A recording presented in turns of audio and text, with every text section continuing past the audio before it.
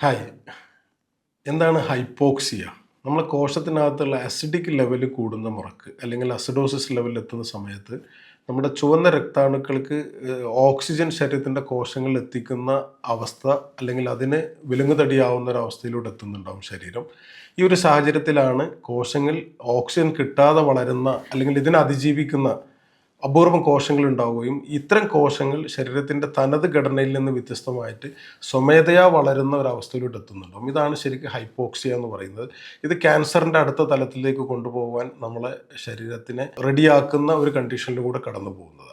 അപ്പോൾ അതുകൊണ്ട് തന്നെ നമ്മൾ കഴിക്കുന്ന വെള്ളത്തിനകത്ത് ആവശ്യത്തിന് മിനറൽസ് ഉണ്ട്. അത് ആൽക്കലീൻ അടങ്ങിയ വെള്ളമാണ്.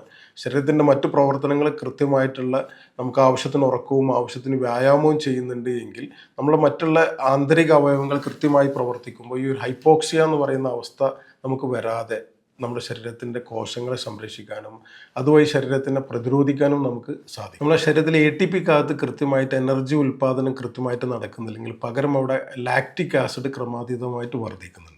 അപ്പോൾ ലാക്റ്റിക് ആസിഡിൻ്റെ എക്സസീവായിട്ടുള്ള പ്രൊഡക്ഷൻ നമുക്ക് ഹെൽത്തിന് പ്രതികൂലമായിട്ട് ബാധിക്കുന്നുണ്ട്. അപ്പോൾ ഹൈപ്പോക്സിയ എന്ന് പറയുന്ന അവസ്ഥയിൽ നിന്ന് അതിൻ്റെ ഒരു ഔട്ട്കം എന്ന് പറയുന്നത് നമുക്ക് എക്സസീവ് ലാക്റ്റിക് ആസിഡാണ്. ലാക്റ്റിക് ആസിഡിനെ ന്യൂട്രലൈസ് ചെയ്യാൻ അപാര രീതിയിൽ ശേഷിയുള്ളതാണ് മോളിക്കുലാർ ഹൈഡ്രജൻ. ഹൈഡ്രജൻ വാട്ടർ നമ്മൾ ശീലമാക്കുകയാണെങ്കിൽ നമ്മുടെ ശരീരത്തിൽ എക്സസീവ് ലാക്റ്റിക് ആസിഡിൻ്റെ ഉൽപ്പാദനം കൺട്രോൾ ചെയ്യുന്നതിന് അതിനെ ന്യൂട്രലൈസ് ചെയ്യുന്നതിന് ഇത് വളരെയധികം ഹെൽപ്ഫുള്ളാണ്.